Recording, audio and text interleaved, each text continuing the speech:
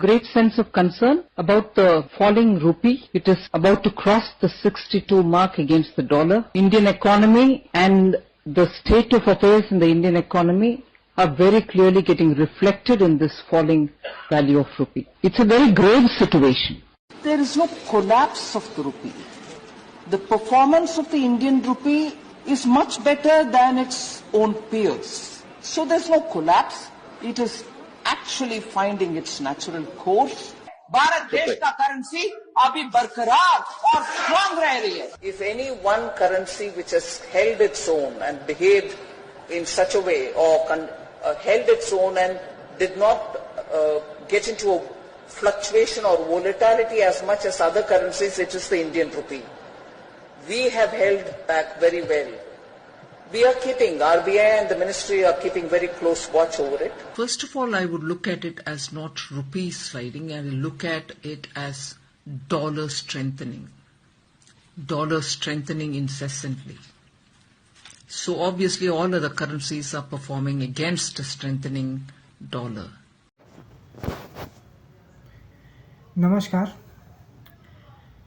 आज हम बात करेंगे निर्मला सीतारमण जी के एक बयान की, जहाँ पे इन्होंने बोला है कि वर्क प्रेशर हैंडल करना चाहिए।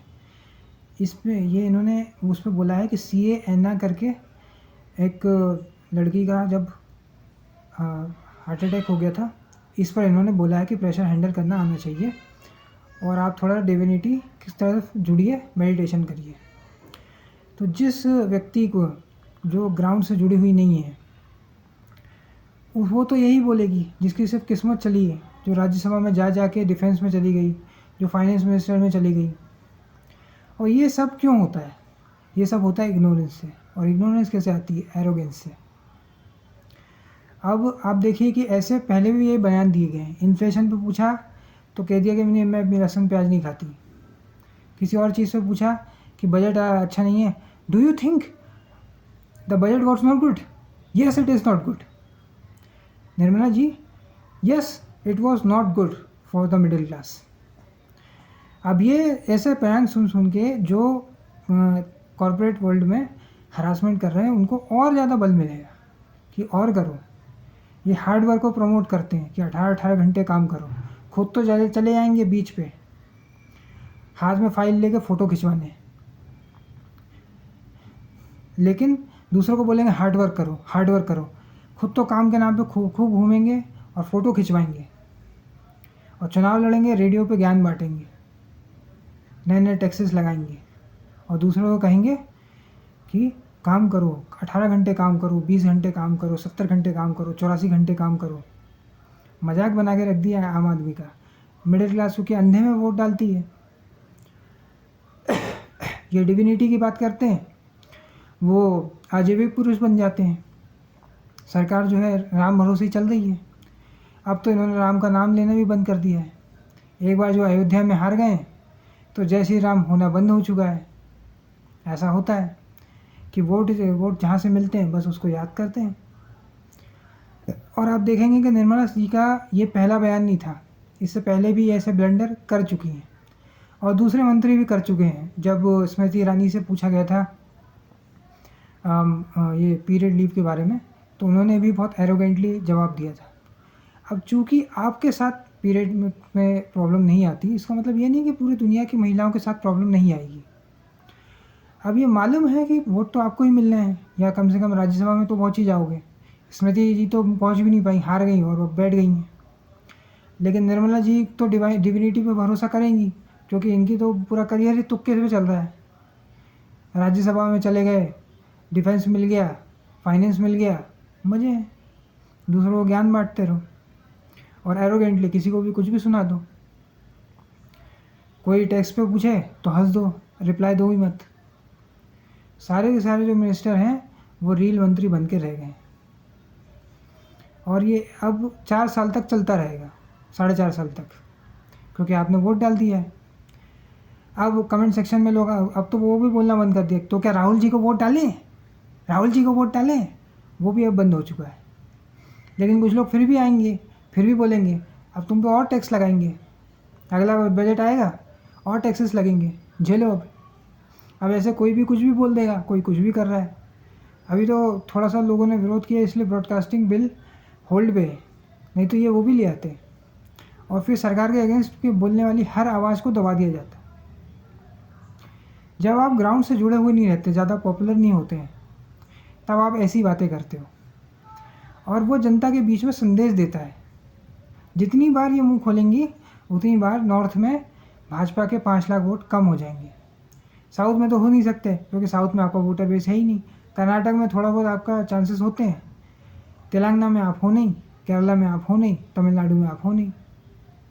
और कर्नाटक में पिछली बार थे तो आपको साफ कर दिया गया, तो काम आपने कुछ किया नहीं, फ़ोटो खिंचवाते रहो और डराते रहो। आपसे बताइए कि सिर्फ आंध्रा के ही मंदिर को ये चेकिंग क्यों हो रही है? नॉर्थ के मंदिरों का भी टेस्ट करवाओ ना, कौन सा लड्डू आ रहा है, कौन सा क्या आ रहा है। इस पर तो जवाब नहीं देंगे। देश की जनता तो जानना चाहती है ना कि वो बाकी जगह पर भी प्रसाद कौन सा ले रही है, लेकिन आपको वहाँ पे कुछ बोलना नहीं है। आपके मंत्रिमंडल में और आपकी ब्यूरोक्रेसी में टैलेंट की बहुत ही ज़्यादा कमी है। आप समझ नहीं पा रहे हो कि फॉरेन पॉलिसी कैसे लानी है, इकोनॉमी कैसे चलानी है, बाकी चीज़ें कैसे करनी है। आम आदमी का पूरा तेल निकल चुका है, लेकिन आपको फ़र्क नहीं पड़ता। आपको तो फ़ोटो खिंचवाना है, टैक्सेस लेने हैं।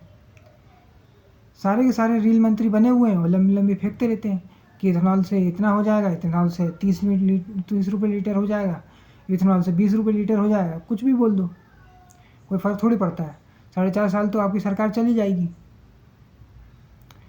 इसलिए अपने मंत्री को थोड़ा सा सोच समझ के बोलने की बात करिए। अगर आप ये मानते हैं कि आप एकदम बायोलॉजिकल नहीं हैं, एकदम डिवाइन हैं, तो इस देश के लोगों ने इंदिरा गांधी को भी हराया है और अंबेडकर जी को भी हराया है। उतने बड़े लेवल के तो आप हो भी नहीं, ठीक? तो देश किसी को भी हरवा सकता है। इस पे मत सोचिए कि ऐसा है कि आपकी सरकार हमेशा रहेगी, 2047 तक रहेगी।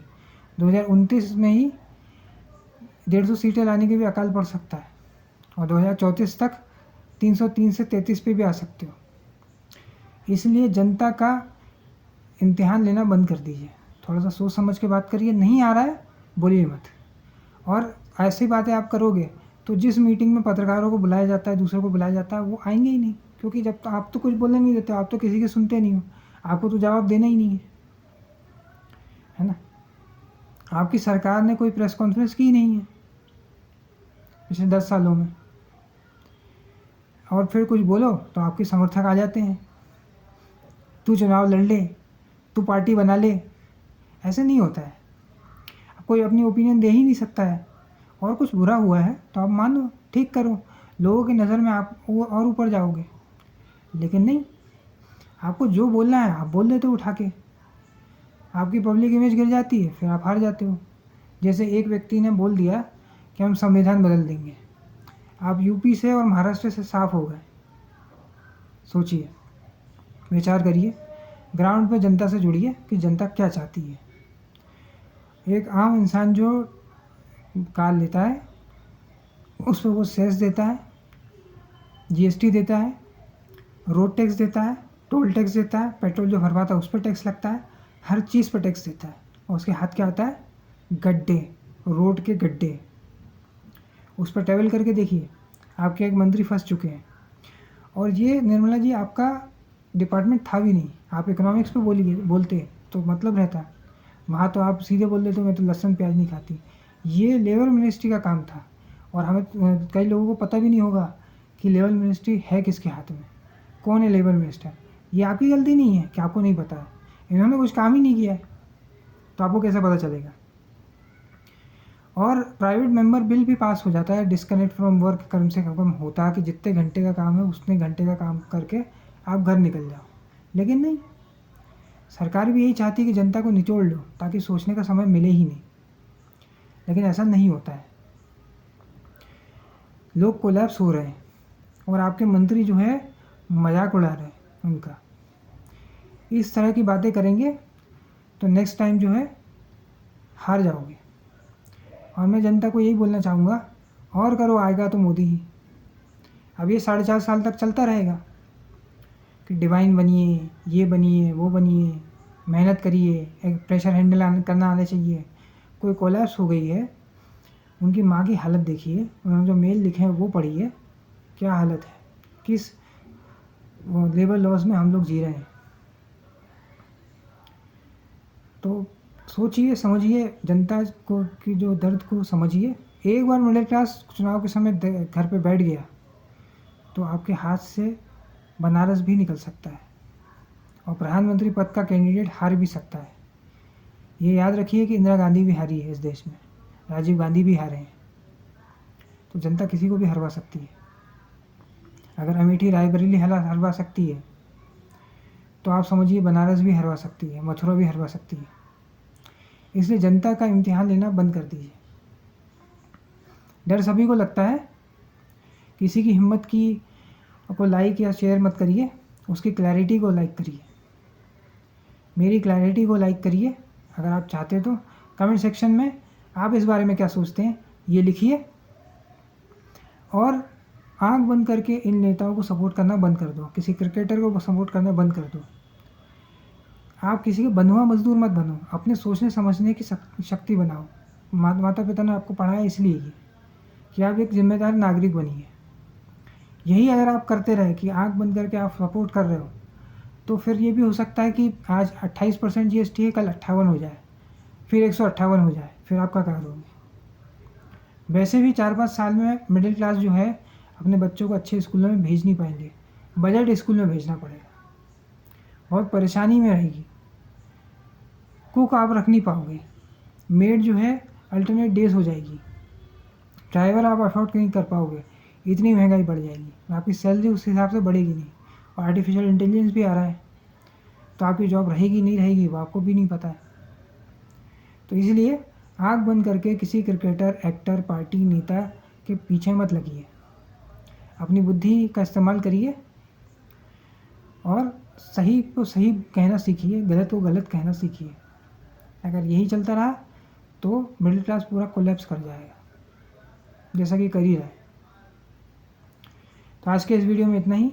चैनल को सब्सक्राइब करें, इस वीडियो को लाइक करें और बेल आइकन दबाएं। धन्यवाद।